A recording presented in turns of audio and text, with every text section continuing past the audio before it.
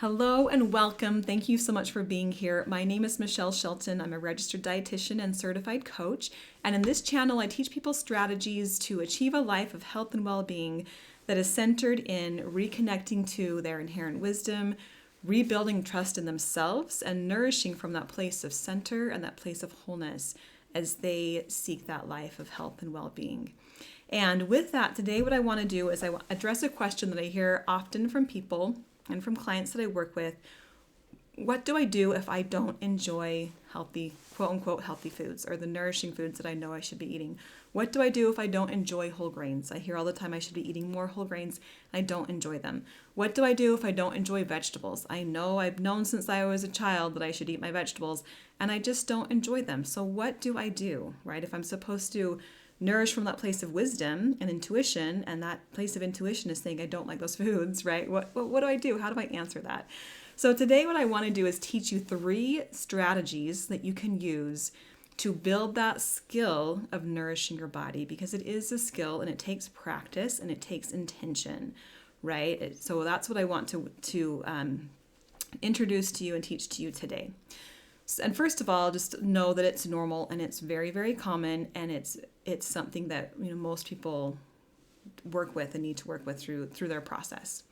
So the first thing that I want to share with you is to give yourself multiple exposures. That's the first tip. Anytime, and this is true for young children up to adults, anytime you are exposed to a new food for the first time, it's very common to reject it as something that you don't like, simply because you're not familiar with it, right? And so if you've only been exposed to that, or if you were exposed when you were young and decided you didn't like it and stopped sort of eating it from there, you haven't given yourself enough exposures to get familiar with that food to the point that you can give yourself a chance to actually like it, right? And if you think about, again, young children, as you're feeding them new skills, new foods, you're helping them to build that skill, right, of exposing to that food until they begin to accept it, right? It takes multiple exposures.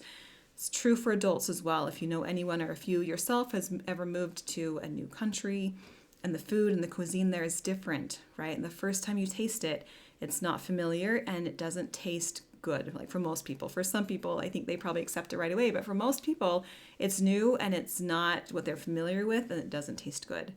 But the longer they are there and the more they are exposed to it, they build that familiarity and they build that preference for it, to where by the time they move home, now these are the foods that they enjoy, right? And they're back in their home country and they can't find these flavors that they've really built a taste for, right? It's really about that exposure and that familiarity. So just to remember to give yourself a lot of patience in the process and give yourself multiple exposures again and again and again. Okay, the second tip is to prep the food in a variety of different ways.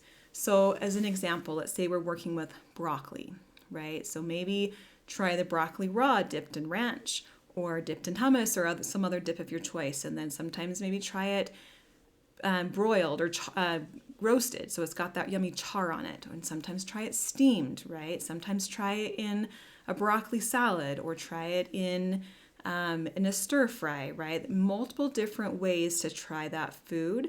One, again, to increase the exposures without a lot of flavor fatigue, right? If you're increasing the exposure in a lot of different ways, but also just to test out how do you like it? Maybe there's a way that is easier for you to eat it. If you'd rather have it raw than cooked, then eat it raw for now, right? That's perfectly fine. Or if you'd rather have it cooked or roasted, right? That's the way that I really like my broccoli and I choose not to eat it other ways. That's perfectly okay. And giving yourself that testing of how different ways of preparing it can give you options, right, in different ways to consume those foods. And then the third strategy is to pair it with foods that you do like. So again, we're going to stick with the broccoli example. If you're learning to like broccoli and you're working on those exposures, pair it with other foods in the meal that you really do enjoy, that will fill you up, right, that will nourish you while you're eating, because you're just going to want to eat a little bit of it, right? If you don't love it, don't force yourself to eat a lot. Just allow yourself to taste it, to get that exposure, and then eat and fill up on the foods that you really do love, right? If you're gagging it down, that's probably going to backfire and actually create even more time for you to learn to love that food. So pair it with a food that you like. Just give yourself that taste and then move on right to the other foods in your meal. So those are the strategies I want you to try if that question resonates with you. How do I nourish my body if I really just don't enjoy those nourishing foods, right, that I know I should eat more of? Give yourself multiple exposures, prepare it in a variety of ways, and pair it with a food or foods that you really do enjoy. Thank you again for being here. Don't forget to click subscribe for more tips on your wellness journey. And if you would like some information on how you can work with me as a registered dietitian and certified coach, if you want more support on your wellness journey, go to nourishwhoyouare.com and you can sign up for a free coaching consultation. We'll get on a Zoom call for about 30 minutes and just talk through what you are looking to achieve and how I can support you on that, what resources and tools and approach that I use with my clients. And we can determine if that feels like the right fit for you and something that would help you on your journey. So go to nourishwhoyouare.com to learn more about that. Thanks again for being here. I will see you in the next video.